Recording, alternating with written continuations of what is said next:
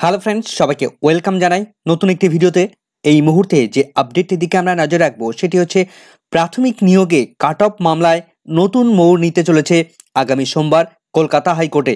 পিটিশনারদের score point অনেক বেশি থাকা সত্ত্বেও চাকরি দেয়নি প্রাথমিক শিক্ষা পর্ষদ, ফলে মামলা হয় কলকাতা হাইকোর্টে। এখন সেই কাট অফ মামলায় চাকরি পাওয়ার সম্ভাবনা কতটা রয়েছে? আদৌ কি চাকরি হবে? পর্ষদ কি তাদের চাকরি দেবে? কি সম্ভাবনা এই মুহূর্তে তৈরি হয়েছে? কি অর্ডার দিতে পারেন মাননীয় বিচারপতি অমৃতা সিনহা?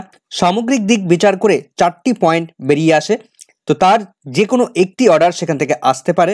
তো কি 4টি পয়েন্ট তার বিস্তারিত থাকবে এই ভিডিওর মধ্যে। তো চলুন ভিডিওটি বিস্তারিত আমরা জেনে নিই। অনুরোধ করব ভিডিওটি কোনো রকম স্কিপ না করে শেষ পর্যন্ত দেখার।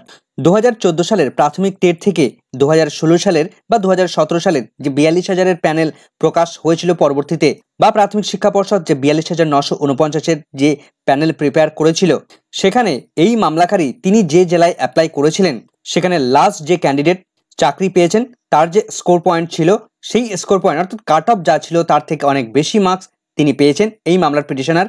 তা সত্ত্বেও প্রাথমিক শিক্ষা পর্ষদ তাকে চাকরি দেয়নি, তার ফলে তিনি কোর্টের দ্বারস্থ হয়েছেন। তো সেই মামলায় কতটা সম্ভাবনা তৈরি হয়েছে? তো এই মামলার ক্যান্ডিডেট দক্ষিণ দিনাজপুর জেলায় তিনি অ্যাপ্লাই করেছিলেন। এরপর যখন কলকাতা হাইকোর্টের নির্দেশ অনুসারে 2016 সালের প্রাথমিক নিয়োগের কাট অফ মার্কস প্রকাশিত হয়, তখন এই পিটিশনার তিনি জানতে পারেন যে তার জেলায় লাস্ট কাট অফ নেমেছে জেনারেলে 12.519। কিন্তু এই মামলার পিটিশনার তিনি একজন এসসি ক্যান্ডিডেট, তাকে এসসি ক্যান্ডিডেট হিসেবে ট্রিট করা হয়েছে। কিন্তু এই মামলার পিটিশনার তিনি একজন পিএইচ ক্যান্ডিডেটও বটে, তো পিএইচ ক্যান্ডিডেট হিসেবে তাকে ট্রিট করা হয়নি, সেটা নিয়েও তার অভিযোগ আছে। তো এসসি ক্যান্ডিডেট হিসেবে ট্রিট করায় এসসিতে যে কাট অফ নেমেছে সেখানে আমরা দেখেছি যে 18.575 এত কাট অফ নেমেছিল দক্ষিণ দিনাজপুর জেলায়। তার ফলে এসসি হিসেবে ট্রিট করাতে সেই ক্যান্ডিডেট তার যে স্কোর পয়েন্ট ছিল 17.071, সেই মার্কসটা কম থাকায় তিনি চাকরি পাননি। কিন্তু সেখানে দেখা যাচ্ছে এই দক্ষিণ দিনাজপুর জেলার জেনারেলের কাট অফ ছিল 12.519, অর্থাৎ অনেকটাই কম। সামগ্রিকভাবে দেখা যাচ্ছে যে এসসির তুলনায় জেনারেলের কাট অফ অনেকটাই নিচে। তার ফলে রিজার্ভেশন রুলস মেনেছে কিনা সেটা নিয়েও সংশয় দেখা দিয়েছে ইতিমধ্যেই। তো একদিকে প্রাথমিকের এই 2016 সালের রিক্রুটমেন্ট প্রসেসের রিজার্ভেশন পলিসি ভায়োলেট হয়েছে কিনা সেই বিষয়টা তো রয়েছেই, তার পাশাপাশি কাট অফ মার্কস সেই সংক্রান্ত একসঙ্গে দুটো কিন্তু এই মামলার সঙ্গে কানেক্টেড রয়েছে। তার ফলে এই মামলার পিটিশনার যারা রয়েছেন তাদের কিন্তু চাকরি পাওয়ার সম্ভাবনা কতটা তৈরি হয়েছে, কি সম্ভাবনা ইতিমধ্যেই উঠে এসছে, সেটা আমরা 4টি পয়েন্টে বিশ্লেষণ করতে পারি। তো আগামী সোমবার মাননীয় বিচারপতি অমৃতা সিনহার এজলাসে এই মামলাটি উঠতে চলেছে এবং তাৎপর্যপূর্ণ শুনানি হতে চলেছে। তো ইতিপূর্বেই আমরা দেখেছিলাম যে এই মামলার হয়ে পিটিশনারদের পক্ষ থেকে কথা বলছিলেন দিব্যেন্দু চ্যাটার্জি মহাশয় এবং প্রাথমিক শিক্ষা পর্ষদের হয়ে কথা বলছিলেন সুবীর সান্যাল মহাশয়। তো এই মুহূর্তে যে 4টি পয়েন্ট উল্লেখযোগ্য হয়ে দাঁড়িয়েছে বা এই মামলার ফাইন্ডিংস আসতে পারে, তার প্রথম পয়েন্ট হচ্ছে মাননীয় বিচারপতি অমৃতা সিনহা তিনি সরাসরি যেহেতু কাট অফ মার্কসের থেকে লাস্ট যে ক্যান্ডিডেট চাকরি পেয়েছেন তার থেকে এই পিটিশনার যারা রয়েছেন তাদের মার্কস বেশি থাকার কারণে মাননীয় বিচারপতি অমৃতা সিনহা তিনি সরাসরি এই মামলার পিটিশনারদের চাকরির নির্দেশ দিতে পারেন। মাননীয় বিচারপতি অমৃতা সিনহা তিনি যেভাবে এগোচ্ছেন তাতে করে এটা আসার সম্ভাবনা অনেকটা প্রবল রয়েছে। দ্বিতীয় কি সম্ভাবনা তৈরি হতে পারে? দ্বিতীয়, প্রাথমিক শিক্ষা পর্ষদ যে সমস্ত লজিক্যাল যুক্তি তারা দিচ্ছে তাতে করে দ্বিতীয় পয়েন্ট যেটা উঠে আসছে, প্রাথমিক শিক্ষা পর্ষদের হয়ে এই মামলার মেনটেনেবিলিটি কতটা রক্ষা পাবে সেটা নিয়ে তারা প্রশ্নচিহ্ন ইতিমধ্যেই তুলেছে।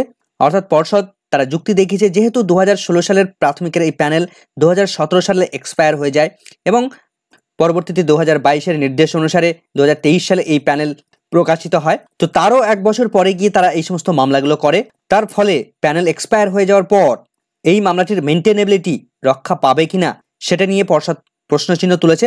অর্থাৎ প্যানেল এক্সপায়ার হয়ে যাওয়ার পর সেই রিট পিটিশন যদি কেউ করে তাহলে তার মেনটেনেবিলিটি রক্ষা পায় না। সেক্ষেত্রে পর্ষদ যেহেতু এই পয়েন্টটাকে তুলে ধরেছে সেহেতু মাননীয় বিচারপতি সেটাকে একেবারেই গুরুত্ব দেবেন না এমনটিও বলা যায় না। তৃতীয় যে পয়েন্টটা উঠে আসতে পারে, মাননীয় বিচারপতি তিনি জানাতে পারেন যে এই মামলার পিটিশনারদের চাকরি দেওয়া যাবে না এমন নির্দেশ আসলেও আসতে পারে, কারণ প্যানেল এক্সপায়ার হয়ে গেছে। তবে এই নির্দেশ আসার সম্ভাবনা খুবই কম, কেননা মাননীয় বিচারপতি তিনি যেভাবে এর আগে কথা বলছিলেন সেখানে তিনি পিটিশনারদের তারা যে ডিপ্রাইভ হয়েছেন সেই দিকটাই তিনি গুরুত্ব দিচ্ছিলেন। চতুর্থ যে পয়েন্টের দিকে আমরা নজর রাখবো, ইতিপূর্বে বেশ কিছু মামলা এই কাট অফ সংক্রান্ত বা রিজার্ভেশন সংক্রান্ত এই প্রাথমিকের 42,000 প্যানেলের এই সংক্রান্ত 2016 সালের এই নিয়োগ সংক্রান্ত যে মামলা, বিভিন্ন ধরনের মামলা হয়েছিল, সেই মামলাগুলো অনেকগুলো অর্ডারে এসছে যে প্রাথমিকের যে 42,000 নন ট্রেন্ড প্রাথমিক শিক্ষকের চাকরি বাতিল হয়েছে সেই মামলাটির উপর নির্ভর করছে এই মামলার রিট পিটিশন। অর্থাৎ 42,000 প্রাথমিকের প্যানেল সুপ্রিম কোর্ট থেকে স্টে অর্ডার আছে এবং সেই স্টে অর্ডার বর্তমানে ডিভিশন বেঞ্চে, কলকাতা হাইকোর্টের ডিভিশন বেঞ্চে শুনানির জন্য পেন্ডিং অবস্থায় রয়েছে। তো সেই মামলার ফাইন্ডিংস বা আউটকাম যতক্ষণ না পর্যন্ত আসছে ততক্ষণ এই রিলেটেড নন ট্রেন কোনো শিক্ষক বা নন ট্রেন যে সমস্ত চাকরি প্রার্থীরা রয়েছেন তাদের কোনো রকমভাবে কোনো কিছু গ্রান্ট করা যাবে না, এমনটা নির্দেশ কিন্তু বহু মামলায় এসছে। তার ফলে এই মামলাটিতেও পিটিশনারদের আপাততভাবে কোনো রকমভাবে রিলিফ মাননীয় বিচারপতি দিতে পারবেন বলে মনে হচ্ছে না। তার কারণ 32,000 নন ট্রেন শিক্ষকদের বর্তমানে এখন অবস্থা ঝুলে আছে ডিভিশন বেঞ্চে। তো ডিভিশন বেঞ্চে সেই মামলার ফাইন্ডিংস না আসা পর্যন্ত মাননীয় বিচারপতি অমৃতা সিনহা তিনি চাকরি নির্দেশ দিতে পারবেন বলে মনে হয় না। তো প্রাথমিক শিক্ষা পর্ষদ তারা এই রিজার্ভেশন রুলসটাকে না মেনে তারা ভীষণ ভুল করেছে। আবার অন্যদিকে কাট অফটাকে ঠিকঠাকভাবে মেনটেন না করাতেও তারা কিন্তু যথেষ্ট বিড়ম্বনার মধ্যে রয়েছে, যেটা নিয়ে বারবার কলকাতা হাইকোর্টের কাছে মামলা হচ্ছে। একই বিষয় নিয়ে বিভিন্ন ধরনের রিট পিটিশন তারা ফেস করতে হচ্ছে তাদের। তার ফলে এই মুহূর্তে দাঁড়িয়ে আগামী সোমবার মাননীয় বিচারপতি অমৃতা সিনহা তিনি তার কোর্টরুমে বসছেন কলকাতা হাইকোর্টের। তো ওই দিনই মাননীয় বিচারপতি তিনি কিন্তু উল্লেখযোগ্য নির্দেশ দেওয়ার সম্ভাবনা তৈরি হচ্ছে। তো সেক্ষেত্রে পিটিশনারদের চাকরি পাওয়ার সম্ভাবনা অনেকটাই বেশি আছে। তো দেখা যাক মাননীয় বিচারপতি তার উপরে নির্ভর করছে সমস্ত দিকগুলো, এই মামলার গতি প্রকৃতি কোন দিকে এগোচ্ছে। তো পরবর্তীতে সোমবারে আমাদের অবশ্যই এই মামলার দিকে নজর থাকবে, কি কি ঘটে, কি কি নির্দেশ দেন সেদিকে আমাদের নজর থাকবে। আপাতত এই ভিডিওটি এখানে শেষ করছি। ভিডিওটি সম্পূর্ণ দেখার জন্য সকলকে ধন্যবাদ।